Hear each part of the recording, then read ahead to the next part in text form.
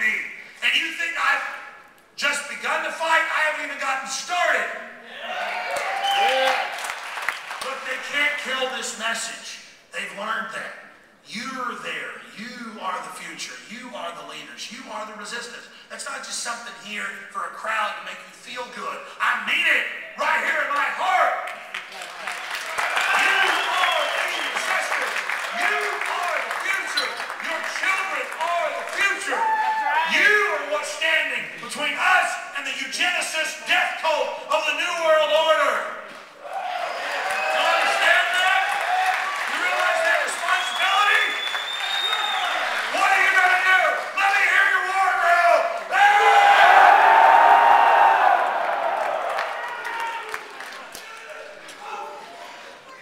Because let me tell you something.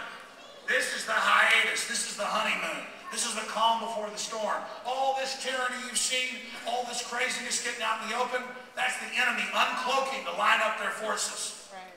The only reason you can see them now is they're massing, they're lining up. Let me tell you, but the good thing is, once they fully attack, the gloves are off, it's all out in the open. You think we've seen an awakening right now? It doesn't matter whether I make it through this or not, or whether you do individually. The message has been sent. The horn has been blown. The warning has been issued. I will tell you again, you are the Paul Reveres of the 21st century, and on your decision to take action rests the future of this species.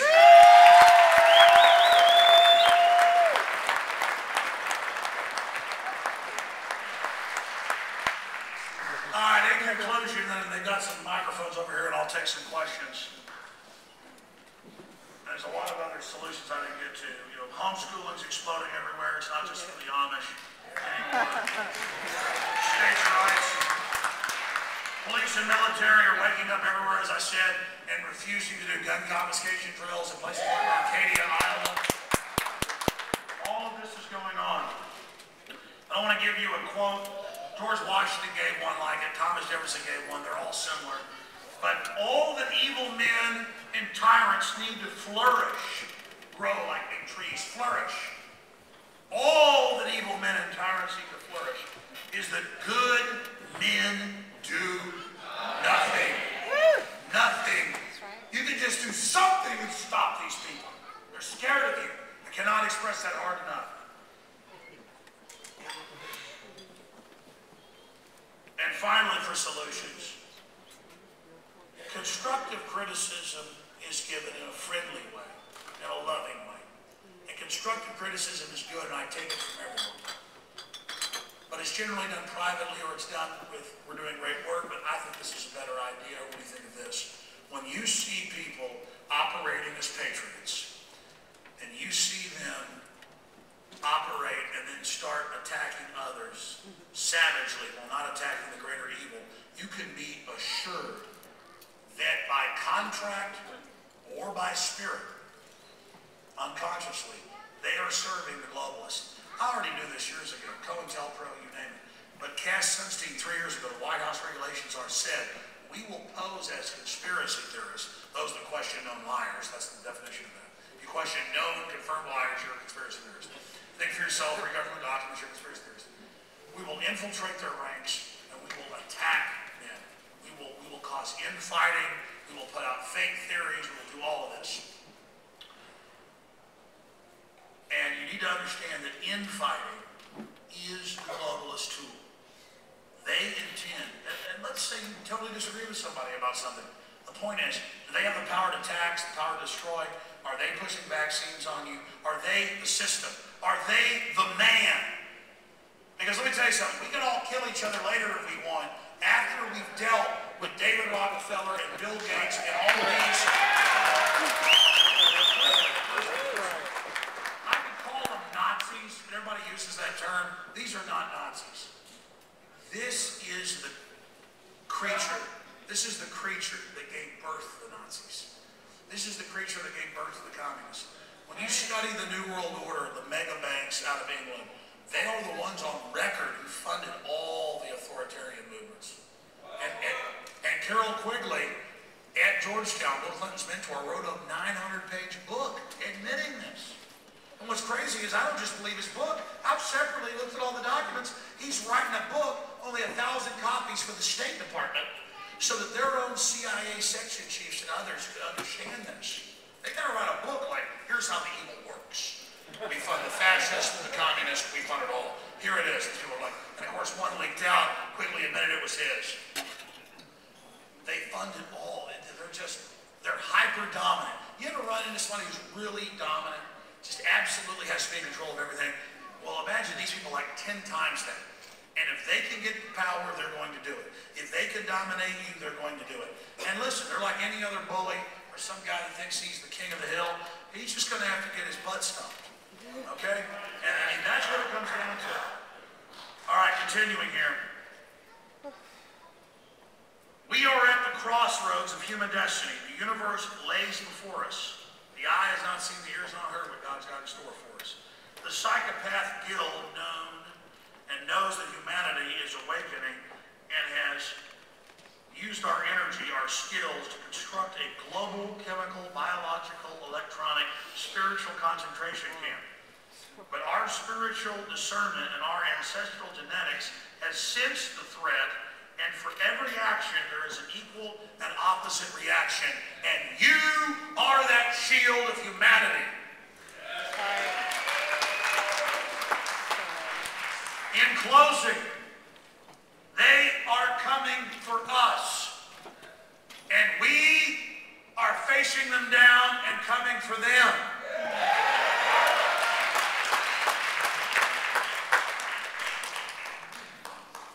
Globalists are girding for war against us, as I mentioned earlier.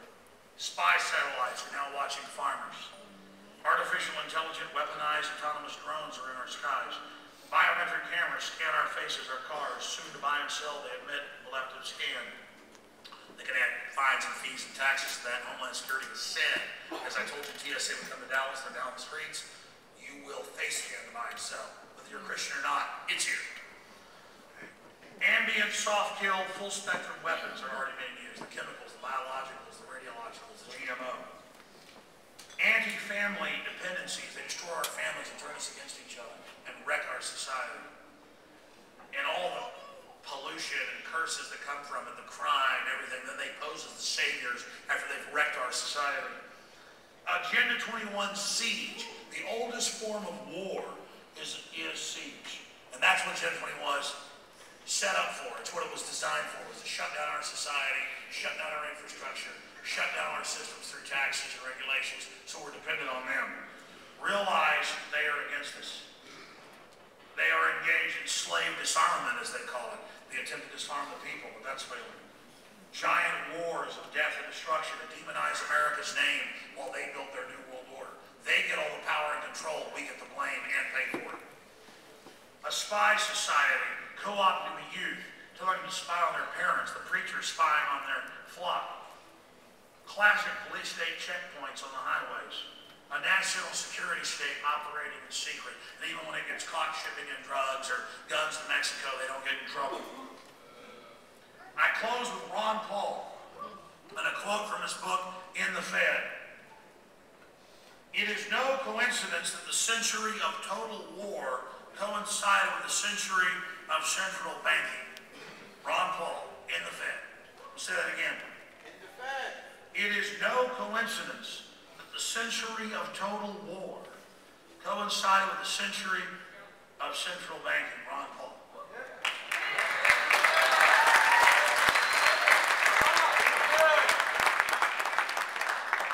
Americans come from diverse backgrounds, but everyone came here through adversity. We're a strong, vibrant, but also warlike country. And it's easy for us to have an enemy dangled in front of us and we charge off and destroy them. Let's not be mindless beasts of war for the globalists to destroy countries they want to take over. Let's become conscious of this and realize the real enemy is taking over our nation, as Cicero said, not with a banner openly against our walls, but from within as the traitor, as the plague. We must cut off the enemy's blood supply. We must outlaw fractional reserve banking. The true power of the money.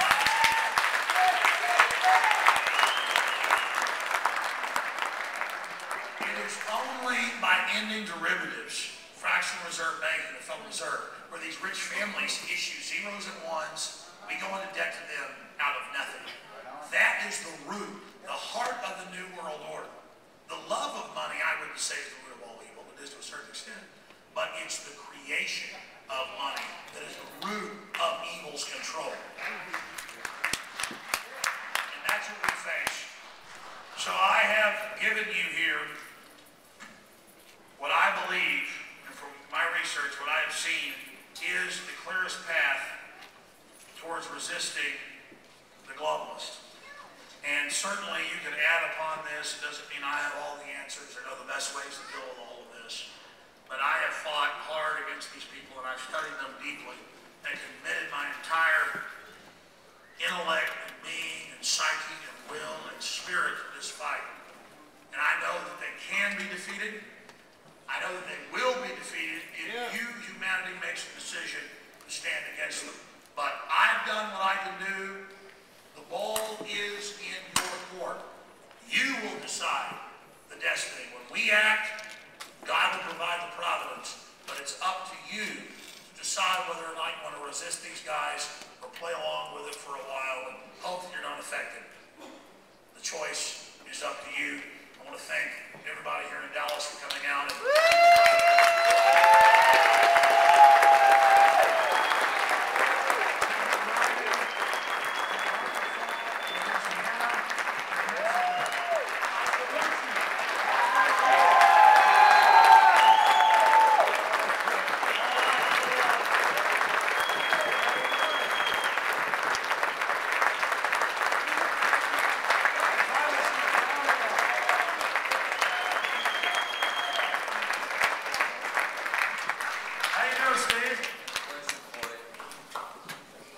Sunday school this morning. That's good. They tell you to worship the government. Jesus loves me. One of all the buddies. He knew me back when I was like 10 years old. How you doing, Steve? So, you know, we have a lot of corporatism in the churches. Yeah. Clergy response teams. Yeah. So, you know, there's also a lot of people trying to, well, they're waking up in the churches, but they, you know, I see this problem with the corporatism in the churches. How do we go from our just general message, you know, which they're giving a good message, but you know, they could be a good part of this getting out of our dilemma, you know, and be a force. Steve, that's an incredibly complex question. The big thing is if the churches won't lead against the tyranny, start new churches. But if the churches are okay but aren't leaders, start your own groups out of the churches. But the churches are what started the war against the British tyranny that was like a sweetie cake compared to this tyranny. And so, what do you think we should do? No, Steve, I mean, that's it.